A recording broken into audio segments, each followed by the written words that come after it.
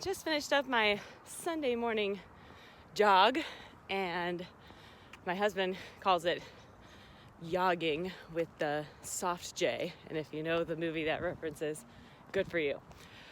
I had a couple things on my mind this morning while I was yogging.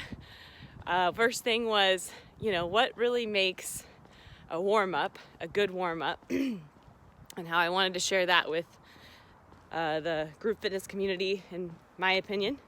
And then I also was thinking about the request one of our instructors had for some more jump ropes in some of our studios, and I'm kind of holding off on purchasing some because we end up getting the really cheap ones and then they fall apart really fast, and people get they accidentally end up in people's pockets or end up out of the club. So I just don't find them as good of an investment as I would like them to be when I could spend that money on other things. So I will share a video this morning of some fun cardio drills and HIIT drills with, of course, low impact options for those of the people in your class who can't do the jumping. And that's where I really enjoy not using a jump rope, because it does help give people more the option of not jumping. And you can get really creative with the movements you have them do. And then you don't have to worry about them tripping over the jump rope, which can be frustrating for most people if that's not their goal, is to really improve that footwork.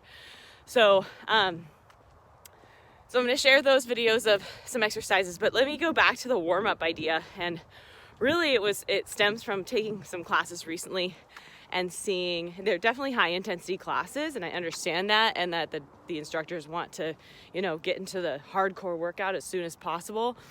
But what ends up happening is people aren't warm enough, and then they start jumping around, and then that's just asking for an injury, but they're also not going to enjoy the class as much because it's not going to feel as good on their body. So anything that has the word jump in it, jumping jack, squat jump, anything that has the word jump in it, especially jumping jack, should not be in the warm-up. That is something that should happen later in the class when the actual intensity starts to come up, because those joints of their feet, knees, ankles, hips all need to warm up.